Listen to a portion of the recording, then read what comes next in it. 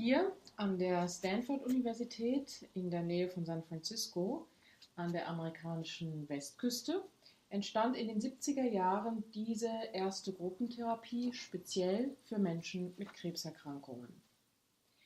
Der Ansatz ist seit seinen Anfängen eng verbunden mit dem Namen Irvin I.Yalom, der zu dieser Zeit hier einen Lehrstuhl für Psychiatrie hatte und sich intensiv mit Gruppentherapien beschäftigte.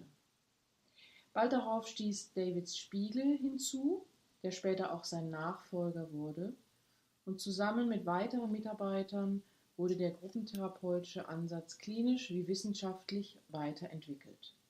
Durch umfangreiche Psychotherapiestudien, zunächst in den USA, dann auch in anderen Ländern, verbreitete sich dieser Ansatz, dessen besonderes Merkmal das emotionsfokussierende und auf existenzielle Fragen eingehende Vorgehen ist und welcher sich prozessorientiert das Geschehen und die Beziehungen in der Gruppe zu eigen macht. Vor ca. 15 Jahren gelangte die Gruppentherapie auch in den deutschsprachigen Raum und ich freue mich, in diesem kleinen Video Irvin I.Yalom, D.Spiegel und Fobair zur Entstehungsgeschichte der supportiv-expressiven Gruppentherapie zu Wort kommen zu lassen. I'd had a second abiding interest. It was that I had put aside when I was doing all this group therapy work, but I've been very interested in an existential approach to therapy. And after I finished my group therapy textbook, I decided I'll go ahead and see if I can really do some work on that. So I started to do several years of reading and studying on existential issues. And of course, one of the major existential factors that we have to face is the idea of death and how we're going to respond to the idea that we're all mortal and have to perish. So I couldn't get patients who could really tell me much about that. I didn't know how to ask the questions, really, for them to talk about that. So I started working with patients who were dying, patients who had metastatic cancer. And I started a group of mixed patients who had mixed diseases, some of cancer of the brain. And then I felt it might be better to do a bit more homogeneous group where people felt they had more in common. So then I started working with breast cancer patients. And I came to Stanford in 1975, and actually Irv recruited me to Stanford. He heard me at a meeting of the American Psychiatric Association talking about dialectical affirmation therapy. I was interested in philosophy and Kierkegaard and Hegel, and he was too. And he was surprised to see a young psychiatrist with interest in existential philosophy. And my undergraduate major at Yale was existential philosophy, so I read Kierkegaard and Sartre and Heidegger, and we were both very interested in the idea that you don't really live authentically until you face the contingency of non-being. And so he recruited me here, and he was starting to write his textbook, Existential Psychotherapy. And so he called me up one day. It was the first couple months I was here, and he said, "David, I'm planning to run this group of women who are dying of breast cancer. Would you like to co-lead it with me?" And you know, when the world's leading authority on group therapy asks a young psychiatrist if he wants to co-lead a group, you know, you think for a second and a half and you say yes, of course. So I joined this group with him, and I found it fascinating. Among other things that happened in that group was that I learned a lot about facing death and how you could face death and what that meant to you. You know, well, I've always felt that our field really started not with Freud or Jung or any of the 19th century therapists, but started a very long time ago. People have been asking questions about how to live and how do we deal with our fears ever since the beginning of written history. So I'd like to go back to the Greeks and to Plato and Epicurus, and this is really where our field began. And so I've just gone through and selected a handful of philosophers who are Lebensphilosophy, who worked with the philosophy of how to live, and I've just chosen just chosen Sartre, not Sartre, but Nietzsche and Schopenhauer and Epicurus. But there are plenty of others that I could have worked with. I could have done some work with Camus and Sartre and maybe even Husserl, but and certainly a lot more work with Plato so it's been, lifetime. Life is short, and I can only work with these few because it takes me a few years to write a book and to do all that research. I'm not trained as a philosopher, so I'm really self-taught in that way. I did write a big book called Existential Psychotherapy, and I've written a lot about that, but I've never ever felt that there's such a thing as existential psychotherapy, and I always wrote that book with the idea that everybody who does therapy should be aware, have a sensibility to these existential issues, because I think they're important for everyone. I never thought of it being as just a freestanding therapy. So that's how we started, and we initially just wanted to prove that it could be a period of growth, not a period of decline. And Irv was a wonderful mentor and friend, and just a superb group therapist. There are a lot of people that write about these things but can't do them, and he's somebody who does both extremely well. Who came up with the name? I asked this question Irv this morning, and he said, no, it wasn't me.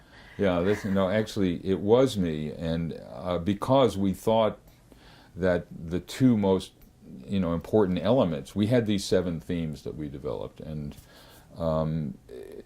as a kind of semi-structured group psychotherapy, and it included, building bonds and expressing emotion, and those were the first 2, support and expression of emotion.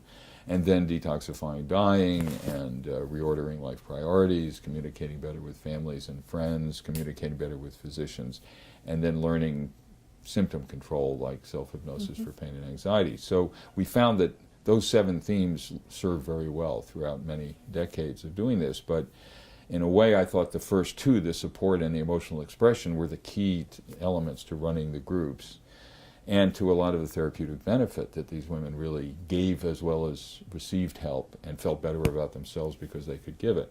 Now, there was one other supportive, I found out later, there was another supportive expressive group therapy that Lester Laborsky was championing, and he was came from a more psychoanalytic orientation, but felt that the mutative moments in therapy involved emotional expression and strengthening relationships, which I agreed with.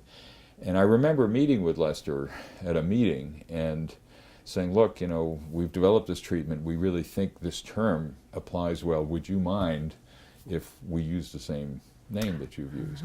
And he said, I would be honored, by all means, go ahead. So that's how it happened. I didn't hear about it first. I thought up the name, and then I discovered, I was a little upset when I discovered that he had the same name, but he was very gracious about it, and he said, go ahead and use it. I started doing patient groups back in the 70s. I was one of the first social workers in the country, actually, to do group therapy or group support. And when I came to Stanford in 1980, I brought the ideas to develop several groups. And I had one for breast cancer, one for Hodgkin's patients, and occasionally there was a 3rd group. So every week I would be doing the groups. And of course, my way of facilitating was perhaps more standard of older form of group therapy than supportive-expressive. So when I began to learn, work with David in 1980 and 1990, doing the supportive-expressive groups, I had a great breakthrough with, in terms of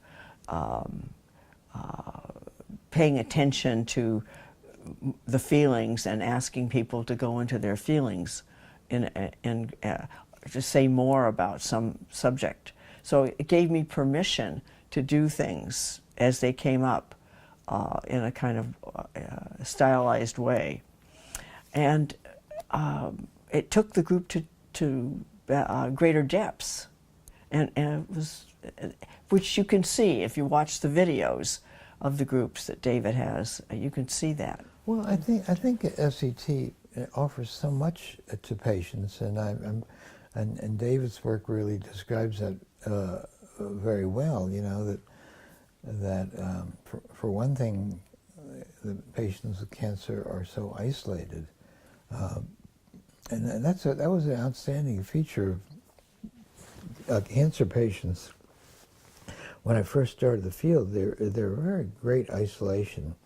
On the one hand, they didn't want to talk about their cancer to their family because of really bringing down everyone else and making them depressed as well. And on the other hand, people didn't know how to talk to them. Do you talk about the disease or do you avoid it? And so people began, and they felt isolated from two directions. You know, they isolated themselves, other people isolated them. And I think that's one of the things the group really breaks down. And so I feel the group is very useful in that way.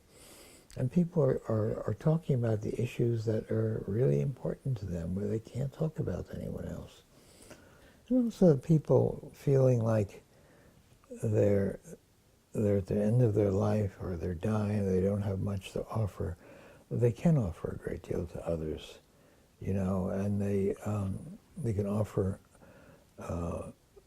guidance to others. They help others, help share with other people what they're feeling, and they don't feel so much alone, and they feel like they get something out of their own altruism of being useful to others. So it gives their life meaning, really right into the end of their life, because they can model things or teach things to other people.